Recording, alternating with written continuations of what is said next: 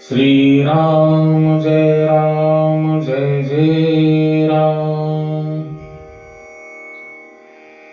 श्री राम जय जय राम। श्री राम जय जय राम।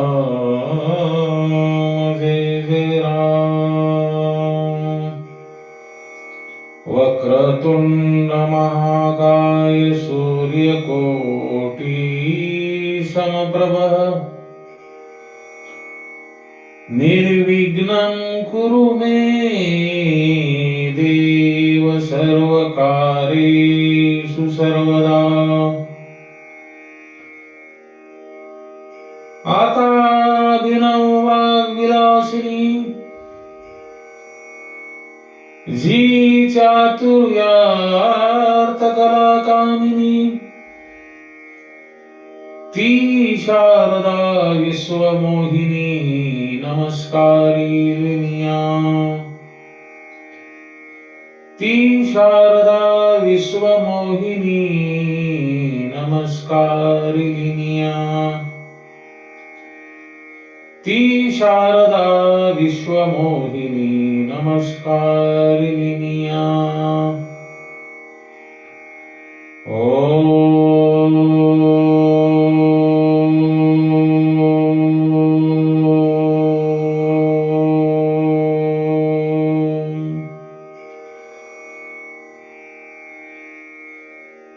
दुर्योधनाचा नाश जवळ आल्यामुळे तो विदुरांचा अपमान करतो आणि त्यांना घराबाहेर जाण्यास सांगतो। तेव्हा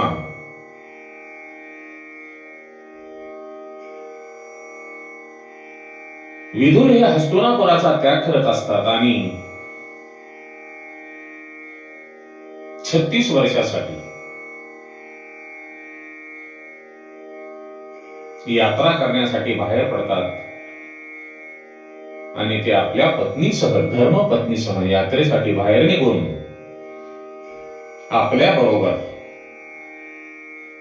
हस्तिनापुर राज्यातून काहीही घेत नाहीत।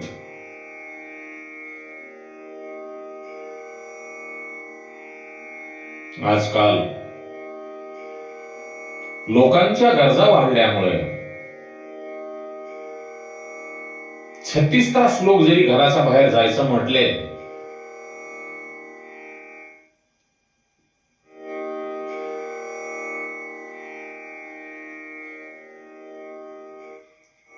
तरीही मंडळी अनेक वस्तू आपल्या सोबत घेतात।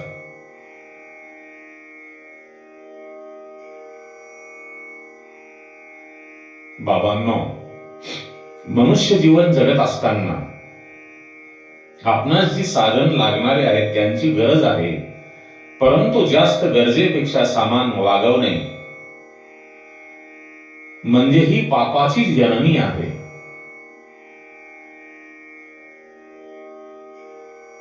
गरज ही माणसाला लोभी बनवते आणि आपली गरज नाही भागली तर माणूस असंतुष्ट होतो आणि आपला जो असंतोष आहे तो असंतोष त्या मनुष्याला, त्या मानवाला वाईट वर्तन करण्याची, पाप करण्याची प्रेरणा देतो। लोभ हा पापाचा पिता आहे, म्हणून माणसाने आपले मनुष्य जीवन जगत असताना नेहमी साधेपणाने जगावे आणि आपल्या ज्या गरजा आहेत त्या कमी ठेवाव्यात। गरज कमी असेल तर पाप कमी होते आणि गरजा वाढल्या की पाप वाढते।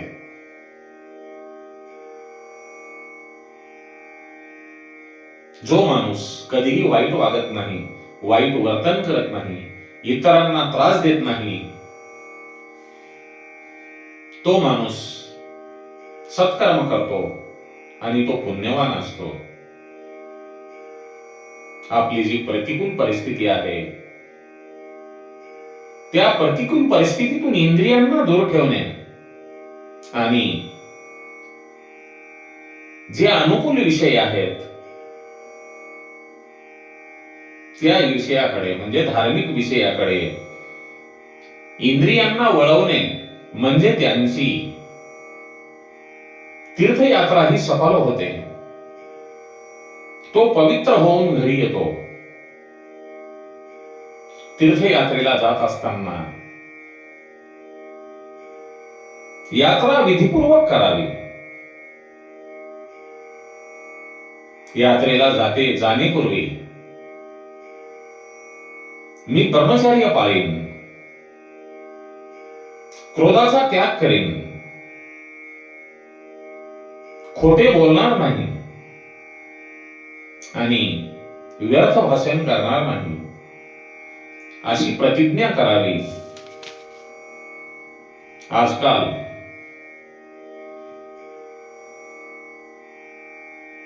प्रत्येकाजवळ पैसा झालेला आहे. त्या पैशाचा मोठेपणा दाखवण्यासाठी लोक तीर्थयात्रा करतात. तसे तर कावळाही काशी मथुरेला जाऊन येतो. तीर्थयात्रेमध्ये गेल्यानंतर ब्राह्मणांची निंदा करू नये. ब्राह्मणाबद्दल सद्भाव ठेवावा, नाहीतर तीर्थयात्रा फळत नाही, तिचे पुण्य लाभत नाही. गुरुचा अपभ्रंश आहे घोर. आपण ज्या ठिकाणी तीर्थयात्रेला गेलो आहोत त्या तीर्थात विधीपूर्वक स्नान करावे.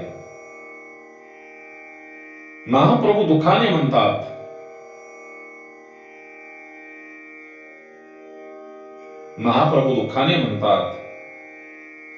अतिविलासी लोक तीर्थामध्ये राहायला आले तेव्हापासून तीर्थांचा जो महिमा आहे तो लुप्त झालेला आहे. विदुर ज्या वेळेला तीर्थयात्रेला निघाले त्यांनी बरोबर काय घेतले? काहीही नाही. त्यांनी अपमानित होऊन घराबाहेर जात असताना, राज्याच्या बाहेर जात असताना कौरवांच्या गाठोड्यामध्ये, त्यांच्या प्रारब्धामध्ये जे काही पुण्य होते ते त्यांनी घेतले. कौरवांनी त्यांची निंदा केली, त्यांचा अपमान केला, पण त्यांची ती निंदा आणि अपमान विदुरांनी सहजपणे ग्रहण केला. त्यामुळे त्यांचे पाप जे आहे ते कौरवांच्या डोक्यावर चढले आणि त्यांचे पुण्य विदुराला मिळाले. म्हणून आपण कधीही कोणाचीही निंदा करू नका.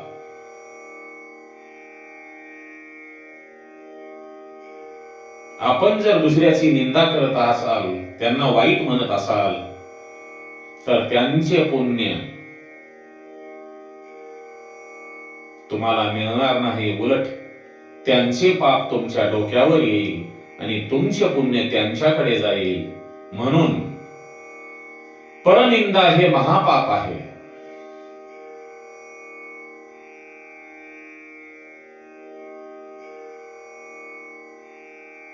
आजपासून, या घडीपासून इतरांची कुणाचीही परनिंदा करू नका. तीर्थयात्रेला जाण्यापूर्वी उपवास करावा. त्यामुळे आपल्या शरीराची शुद्धी होते, पापाचे निवारण होते आणि आपल्या शरीरामध्ये सात्विक भाव जागे होतात. विदुरजी तीर्थयात्रेला गेल्यानंतर प्रत्येक तीर्थामध्ये स्नान करून, उपवास करून, विधीपूर्वक स्नान करत असत. तीर्थयात्रा कशी करावी हे विदुरांनी दाखवून दिले आहे. तीर्थयात्रेला निघालेले विदुर अवधूत साधूच्या वेशामध्ये भगवे वस्त्र धारण करून फिरत होते. त्यांचे सगळे सोयरे जे कोणी नातेवाईक आहेत ते सुद्धा त्यांना ओळखू शकत नव्हते. पवित्र आणि थोडेसे भोजन, प्रत्येक तीर्थावर स्नान, भूमीवर झोपणे आणि भगवंताला प्रसन्न करणारी व्रते करणे, अशा तऱ्हेने विदुरांनी तीर्थाटन केले. एक विचार करा, सामान्य माणूस आपण ज्या वेळेला तीर्थामध्ये स्नान करतात तेव्हा ती पावन होतात, पण संत जेव्हा तीर्थामध्ये स्नान करतात तेव्हा ते तीर्थाला पावन करतात. सामान्य माणसामध्ये आणि संतांमध्ये किती फरक आहे. सामान्य माणूस तीर्थामध्ये स्नान करून स्वतःला पावन करून घेतो आणि एक संत असा आहे तो तीर्थामध्ये स्नान करून तीर्थाला पावन करतो. भारद्वाज मुनी जेव्हा गंगेमध्ये स्नान करायला गेले, भारद्वाज मुनी जेव्हा गंगेमध्ये स्नान करायला गेले तेव्हा गंगा मैया, गंगा माता ही 25 पावले पुढे वर चढली. गंगा हे जाणते की इतर लोक त्यांचे पाप माझ्यामध्ये विसर्जित करतात आणि स्वतः पवित्र होतात, पण भारद्वाज मुनी स्नान केल्यामुळे मी पवित्र होणार आहे.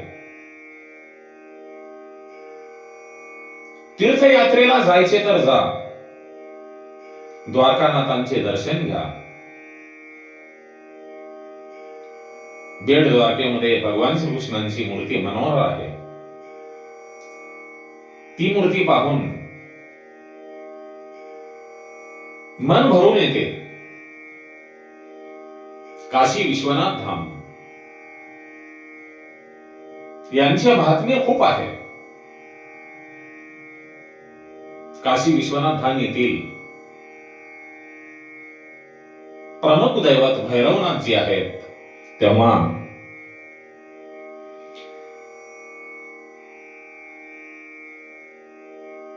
काशीमध्ये गेल्यानंतर आपण नेहमी हा श्लोक म्हणावा, विश्वेशं माधवं दुंडी दंडपाणी च भैरवम्. विश्वेशं माधवं दुंडी दंडपाणी च भैरवम्. वंदे काशी भूय गंगा भवानी मनकर्णिकाम्. वंदे काशी भूय गंगा भवानी मनकर्णिकाम्. हा श्लोक जर तुम्ही रोज म्हटला तर तुम्हाला काशीमध्ये राहिल्याचे फळ मिळते.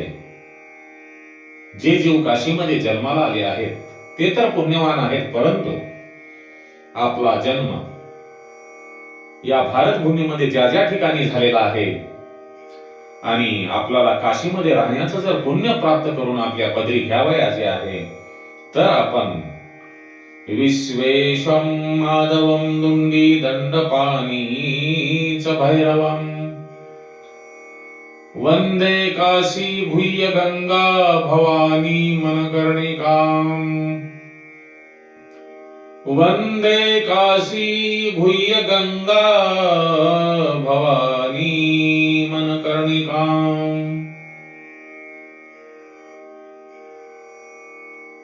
हा श्लोक रोज म्हणावा आणि आपण काशीमध्ये राहिल्याचे पुण्य आपल्या पदरी पाडून घ्यावे. काशीमध्ये 9 महिने राहिले तर पुनर्जन्म होत नाही. काशींच्या मनकर्णिका घाटावर हा श्लोक लिहिला आहे. या ठिकाणी आलेला मृत्यू मंगल असतो. तेथे मृत्यू आल्यानंतर त्यांचे जीवन सफल होते. शमशान ही ज्ञानभूमी आहे. शमशान ही ज्ञानभूमी आहे. दिवसातून 2-4 वेळा तिचे स्मरण केले तरी मनुष्याच्या बुद्धीमध्ये नक्कीच बदल होईल. मनाने कल्पना करा की तुम्ही काशीमध्ये आहात. मनानेच गंगेमध्ये स्नान करा. नंदिनी नलिनी सीता मालतीच महापगा. नंदिनी नलिनी सीता मालतीच महापगा. विष्णुपादांज संभुता गंगा त्रिपदगामिनी. भागीरथी भोगवती जानवी त्रिदशेश्वरी. भागीरथी भोगवती जानवी त्रिदशेश्वरी. 12शतानि नामानि यत्र यत्र जलाशे. स्नानोदित्य सम्रे नित्य तत्र तत्र वसाम्यहम्.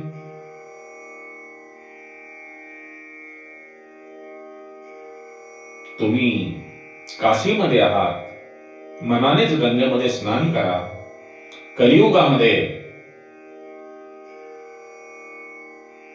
मनाने सत्कर्म केले तर ते पुण्य मिळेल.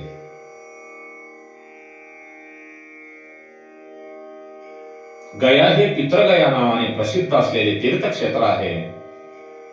गयेमध्ये अनेक श्राद्धे करावी लागतात. पहिले श्राद्ध फाल्गुन महिन्यात नदीच्या किनाऱ्यावर करावे लागते. आणि शेवटचे श्राद्ध जो अक्षय वट आहे त्या अक्षय वटाखाली करण्यात येते. श्राद्ध करणारा ब्राह्मण एखाद्या वस्तूचा त्याग करतो. नंतर त्याला भगवंताकडे काहीही मागता येते.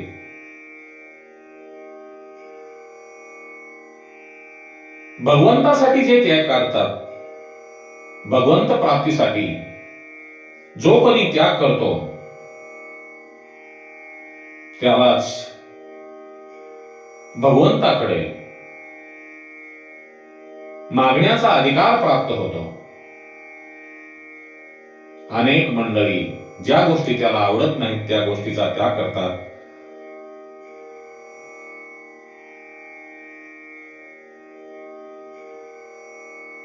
मनुष्याच्या मनामध्ये जे विकार आहेत, वाईट विकार आहेत, ते जर सोडले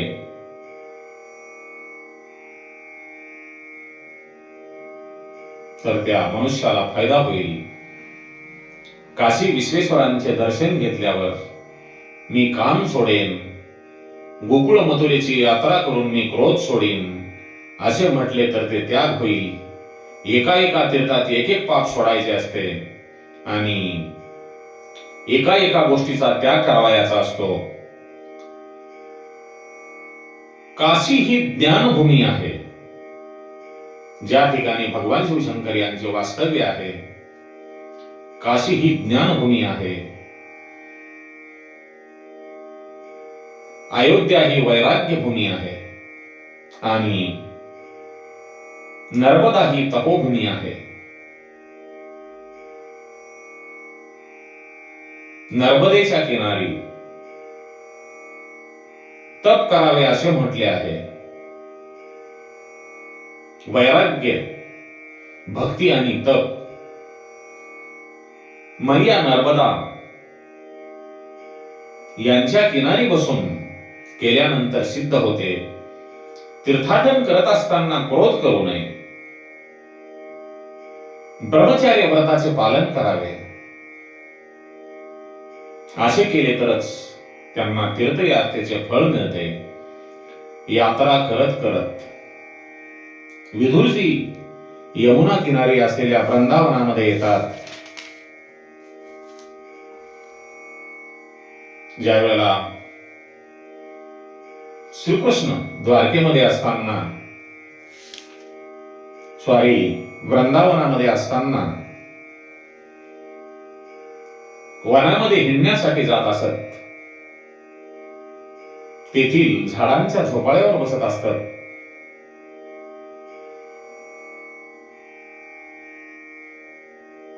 तेव्हा त्यांची आई यशोदा त्यांना म्हणत असे, हे श्रीकृष्णा, तू वनात हिंडतोस, तुझ्या पायाला काटे टोचत नाहीत का? आणि तेथे भगवान श्रीकृष्ण आपल्या लीला करत असतात. त्या वृंदावनातील रमण रीतीमध्ये विदुर शयन करतात, अंग टाकतात. ज्या रमण रीतीमध्ये गोपींचे चरण रजई आहेत, विदुर कृष्णलीलांचे मंगलमय कीर्तन करतात. चिंतन करत करत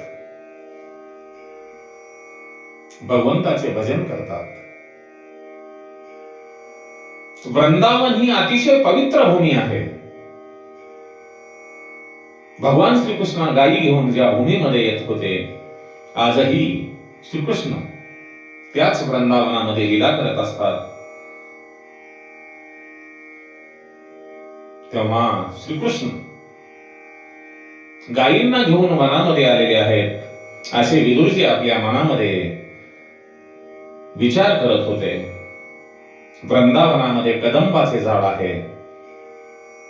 वैष्णव मंडळी त्यांना टेर कदम म्हणतात. टेर कदंब या झाडावर शोभणारा श्रीकृष्ण त्यांच्या आवडत्या गायीचे गाव घेऊन बोलावतो.